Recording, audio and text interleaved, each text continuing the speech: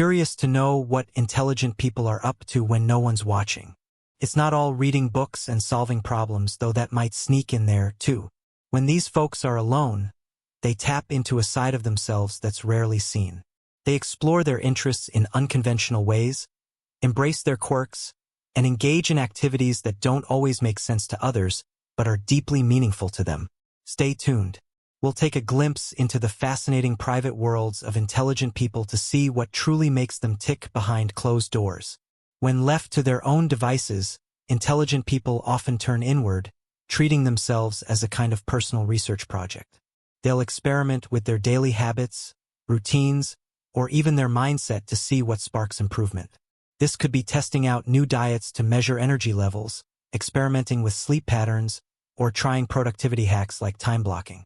They're not afraid to push boundaries either, tracking their moods, logging behaviors, and analyzing trends to uncover what works best for them.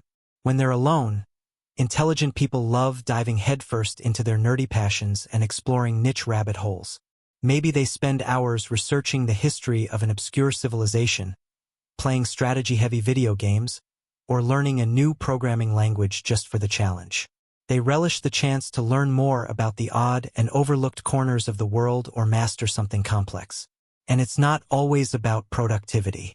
They enjoy immersing themselves in topics that interest them, even if those topics seem trivial or overly complicated to others. The intelligent among us tend to have quirky comfort rituals that might raise a few eyebrows, but for them, they're oddly soothing.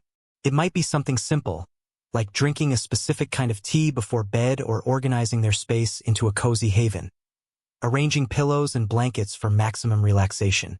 Some like using a blow dryer to warm themselves after a shower, while others have a habit of wearing noise-canceling headphones. Not for music, but just to bask in total silence and escape the outside world. Intelligent people often use their alone time to engage in deep, reflective thinking. They might find themselves contemplating big questions about life, morality, or abstract concepts, essentially playing philosopher in their own heads. Another common habit is imagining alternate realities or what-if scenarios where they explore different life paths, invent futuristic ideas, or create entire worlds in their minds. And then there's rehearsing conversations, a favorite mental exercise where they prepare for hypothetical debates and arguments or just perfect their witty comebacks. When no one is around, intelligent people like to tap into their creative side. For example, they might write a short story, compose music, paint, or experiment with photography. Now, these creative pursuits aren't always meant for public consumption. They're just for personal enjoyment. Being alone allows them to explore their ideas freely without worrying about judgment. For them, creativity is a way to express their thoughts and emotions in a way that's uniquely theirs. In private, intelligent people love to indulge in habits that bring them simple, guilt-free joy, even if they'd never admit it publicly. They can spend an entire day lounging in their favorite pajamas, binge-watching reality TV shows that are so bad they're good. Some can't resist putting a catchy song on repeat for hours, dancing or humming along like no one's listening. Others love revisiting their favorite childhood movies, soaking up the nostalgia and comfort they bring. And let's not forget the classic guilty pleasure of buying more books than they could ever hope to read, because just owning them feels like an accomplishment. Intelligent people may have a reputation for being messy, but when they're alone, they usually take time to bring order to the chaos, at least in ways that make sense to them.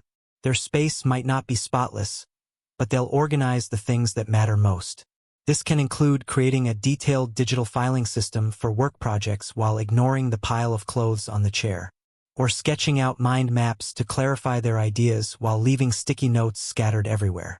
For some, it's about tackling mental clutter by planning their week or journaling their thoughts. Others might reorganize their bookshelves, not by traditional order but by a personal logic that feels satisfying to them. Do any of these activities sound familiar?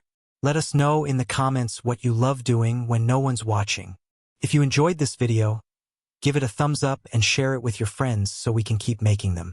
For more videos like this, hit the subscribe button and don't forget to click on the notification bell.